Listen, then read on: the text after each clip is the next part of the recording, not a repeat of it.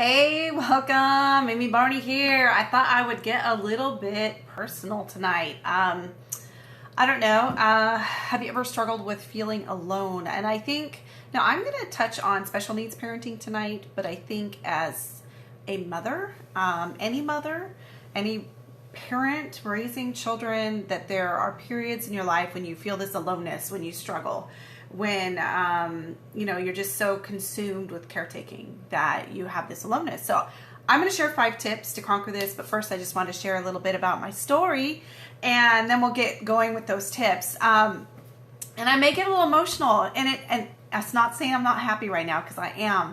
But when I look back on the beginning of our journey and how hard it was, I always get a little emotional. All right, so my son was about 2.5, and I had so many struggles, you guys. I already had 2 girls before him, and I literally had no idea how to parent him. Oh, yes. Oh, it says, I make no apologies. This is me. And so everything that I did for the girls, none of it worked. And we had so many discipline problems, so much acting out, so much aggression. He was hurting us all the time. And he would also be so overwhelmed in public. At church, I had to go to a meeting, and he would be screaming and crying and freaking out. Or we go out to eat, and he'd be like freaking out, like major meltdowns. And it was so overwhelming. And I felt judged. I felt like nobody knew what I was going through. I didn't know what was going on. And then we got the diagnosis of autism. And that was a very hard month. I went through a lot of grief, and I felt very, very alone. My husband didn't understand. He didn't know why I was crying all the time. Now, keep in mind, he's been kind of more prepared. He's been teaching special ed classes for several years before this diagnosis. But for me, it was really hard. And I didn't understand how to relate to my son. But as I began to learn, and through the therapy, to understand how to help him and what was different between what he was doing and how you would handle it with, say, a normal child, the differences between me and other moms just, grew bigger and bigger. And not that, I find most people are very kind and very supportive. But if you don't have a special needs child, you honestly cannot understand. It's just not possible. Because your worst experience with your child, it's just really hard to explain. And so it's a challenge, and it's a challenge. And I've talked with a lot of special needs moms, and a lot of them feel very alone. They feel very isolated. People don't understand them. They're super busy. They're consumed with the care of their child, and they don't have a lot of time to take care of themselves. And, and so this is a very real problem. And I think this applies across the board to all mothers. But for us, it was just, definitely, people, they would try to understand, even parents, and I just didn't understand. How can they? They don't live our life. They don't relate and interact with my son. They don't know all that goes on, or how, and what it means. All right. So, I was also reading this article that a friend of mine, Lala, posted, and she says basically, you take everything you thought you knew about parenting, and you have to throw it out the window when you have a special needs child. Nothing works. Nothing. Nothing at all. You have to go to the experts. You have to go to therapy 6 days a week. You have to go and do all these things to figure out how to help your child. And same with this article that she posted, our child didn't respond to timeouts, didn't respond to typical consequences.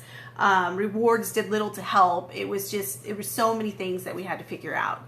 So now, and there's this other article I was reading about the aloneness, the deep aloneness that special needs parents feel.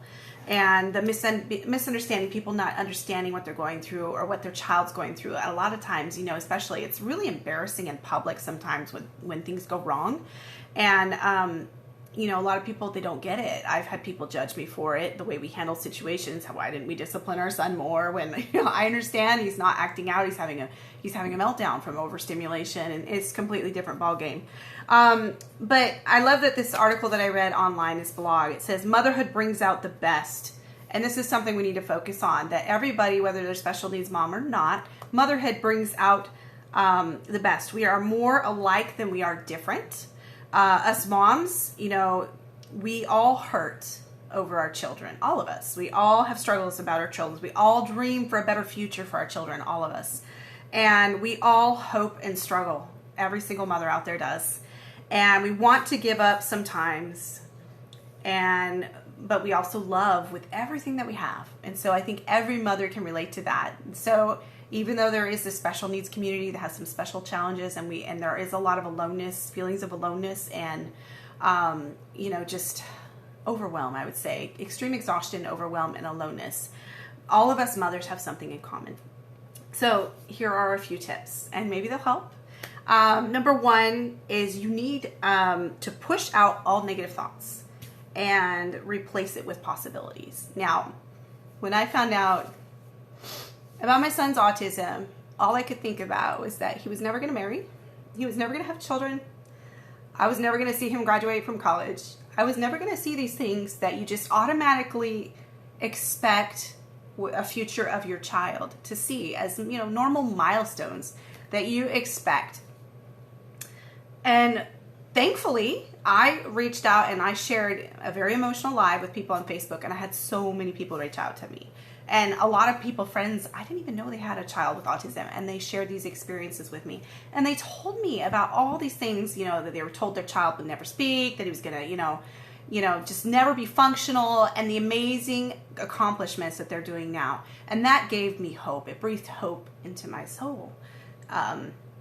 Because in reality, when you're faced with a special needs diagnosis, you are mourning the death of the child you thought you would have, the death of the life you were expecting when you gave birth to that child. And for some people, maybe it's not such a big deal. For me, it crushed me. I cried every day for a month, okay? It was hard. It was a deep grief. But then I moved past it. I think it's just a natural thing you have to go through. You can't force it. You can't push it. You just kind of have to deal with the emotions. It's a big thing. And you really don't know what you're getting into. You don't know how far your son's going to progress, if he's going to regress, or what's going to happen. You don't know. And it's scary. It makes you anxious and scared. It's scary. But I learned to have hope. And people helped me to have hope because I didn't know much about autism. I didn't know what to expect.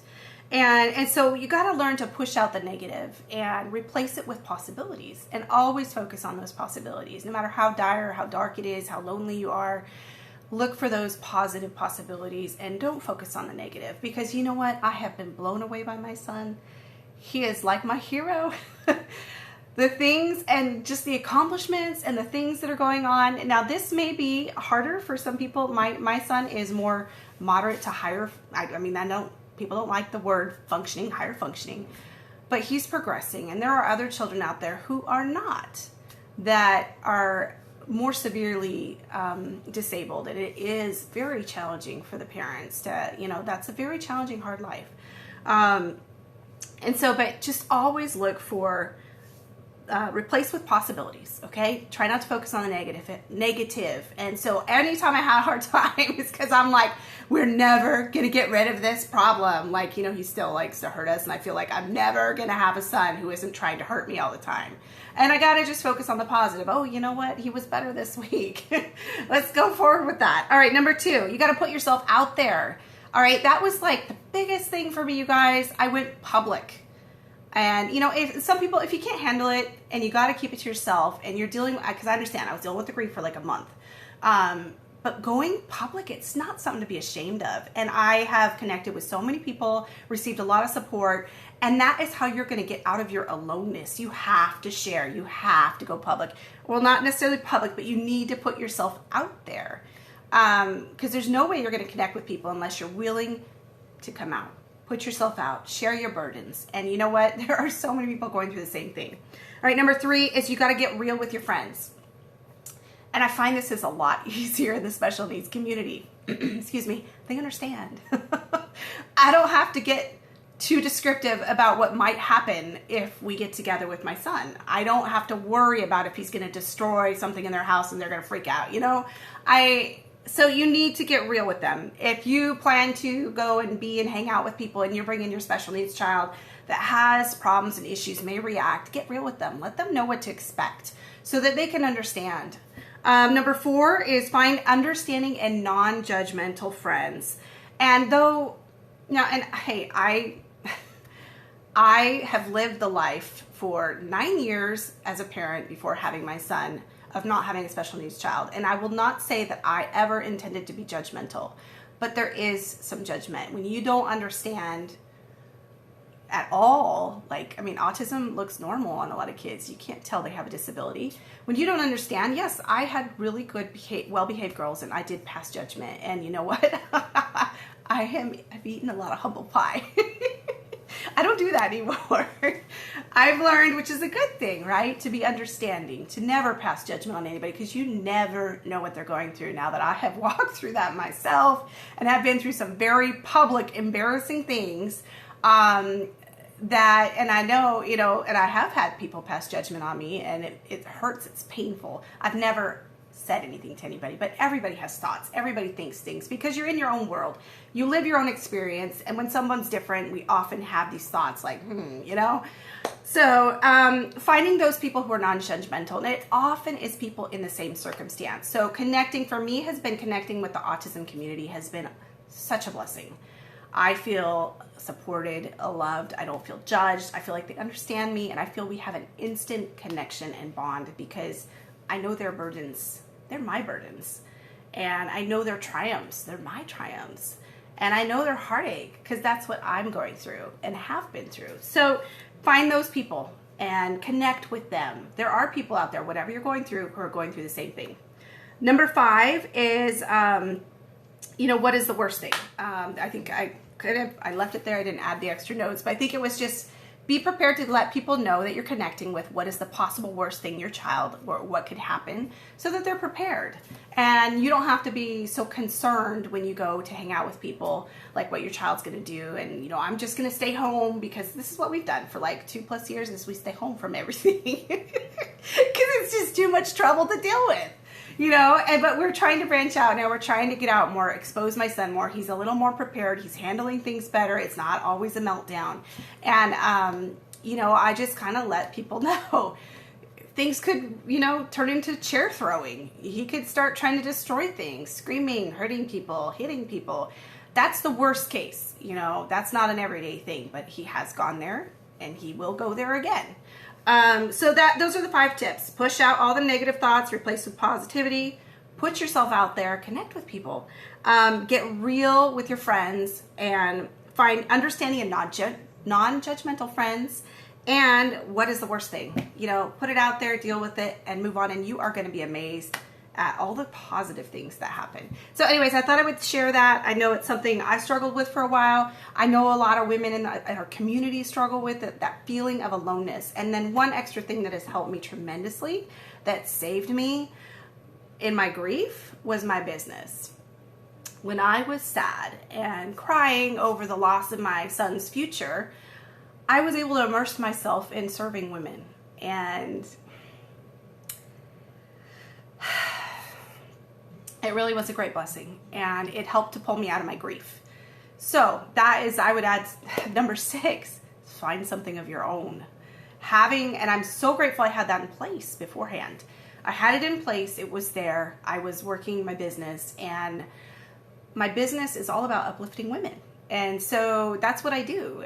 I go out and I help women to feel beautiful and to build their confidence. And so having that in place helped to save me in my grief. It helped to bring me out of the depths of sorrow and to forget about myself and focus on other women and to help them to feel beautiful. And so I can't say enough, when you are feeling alone and in a special needs parenting, or even as a mother, I remember feeling this before my son was born, being very alone in the parenting of my daughters, but having something of my own has filled that inside of me. It has helped me to have that purpose that's outside of everything going on in our family, where I can go out and I can serve others. Because I am very service oriented. If you guys know me at all, my clients, any of you know, I want what's best for you. I want to help you to feel beautiful. I want you to feel confident, and I want to make sure that you are served to the best of my abilities, and it helps me to feel good. That's something I craved. I craved it As you all know, I, had a car accident, wasn't able to do much, was stuck at home, wasn't able to do much. And so this business brought that purpose into my life to be able to do something more than just being at home and being in pain. And it came again to help save me in my grief when my son was diagnosed with autism, being able to get out of myself and to serve others. So I added a 6th step. Those are the 6 steps. Hope they're helpful. You guys, if you ever need to reach out, I am more than happy to listen. I've talked with several ladies, and I'm here. I'm here for you. I know what it's like. It's hard. It's a hard journey. And even if you don't have a special needs child, it's hard to be a parent. And there's a lot of aloneness that comes with parenting. So anyways, love to hear your tips. What helps you to deal with that deep aloneness in the special needs community, or as a mother, what has helped you? Because, we're all in the same boat. We're all struggling. And there's always moments when, it's harder than other times, and I would love to learn from you. And if you would like more information about having something of your own to help fill that need, to give you that purpose in your life, to help other women to feel beautiful, feel free to shoot me a message, and I'd be happy to give you the details. All right, ladies, have a great night. Thanks for tuning in. Sorry, I got a little emotional. I always do when I reflect back on how our journey began, because it was such an emotional time in my life. But you guys, life is beautiful. Life is so good right now. It's still hard. Some days I want to go crazy. We're in a pretty good spell right now. We go through these periods of where he's behaving better, and then periods of intense aggression. So, you just got to roll with it and embrace it. And I feel so blessed to be the mother of my son. He's taught me so much. As there was a quote on that article, one of the articles I read, that he is a tool of refinement in my life. He's just what I need to teach me exactly how to be a better mother. All right, y'all. I hope you have a great night, and I will see you tomorrow night. Bye.